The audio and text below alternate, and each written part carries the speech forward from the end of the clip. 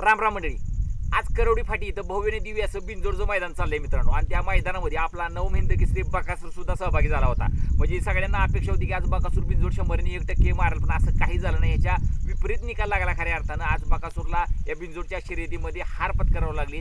ज्याच्या विरुद्ध शर्यत होती तो पक्षाबैल, त्यानं ती शर्यत जिंकली खऱ्या अर्थानं. पण थांबा म्हणजे आपण एवढंच वाक्य म्हणू शकतो की बकासूरचा विषय लय हार्ड आहे. एवढंच वाक्य म्हणजे आपण म्हणू शकतो. कारण की जी लढत झाली नाही, तर बिनजोडच्या लढतीत ती मजा पण येत नाही जी आपल्याला 3 फेरीच्या शर्यतीत मजा येते. काय बरोबर का? बरोबर असलं तर कमेंट करून नक्की सांगा. बिनजोडच्या शर्यतीत ती मजा येत नाही जी आपल्याला 3 फेऱ्याच्या शर्यतीत येते. आणि 3 फेऱ्याच्या शर्यतीमधला बकासूर म्हणजे बादशाह माणूस आहे खऱ्या अर्थानं.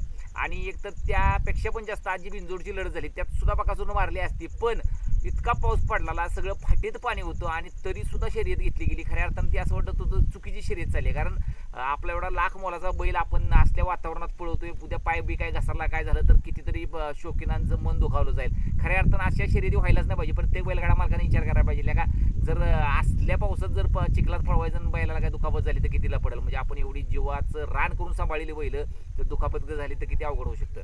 पण ती शर्यत म्हणजे बघायला मजा आली नाही असं म्हणू शकत नाही. म्हणजे मजाच आली नाही काय राव म्हणजे खऱ्या अर्थानं. कारण का काय ते धुकं पण होतं, क्लिअर दिसत पण नव्हतं. त्यात ते चिखल सगळा रेंदा सगळ्या ह्याच्यात त्यात असल्या रेंदात शर्यत होती. या गाड्या अशा झोला मारते तिच्याकडं आणि तशात नुसतं सुटायचं.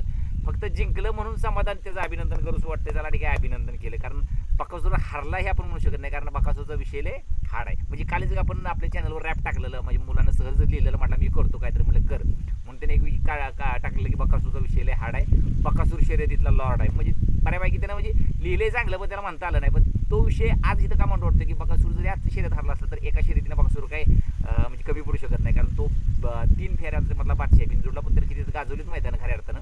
पण आज जी झालेली बिनजोड जर सुक्का असतं नाही सुक्क तर बकासूर कोणाला सुट्टा पण गावला नसता. एवढं पण एक खरं आहे. तुम्हाला काय वाटतं कमेंट करून नक्की सांगा. आज जरी झालेली हार म्हणजे बकासूर प्रेमींना जरा दुखून गेली असली तरी पण काही विचार जास्त करू नका. कारण लवकरच येणाऱ्या 3 फेऱ्याच्या मैदानामध्ये तिची सगळी परतफेड बकासूर करून ठेवणार आहे. तुम्हाला काय वाटतं कमेंट करून नक्की सांगा. राम राम, भेटूया पुढच्या व्हिडिओमध्ये.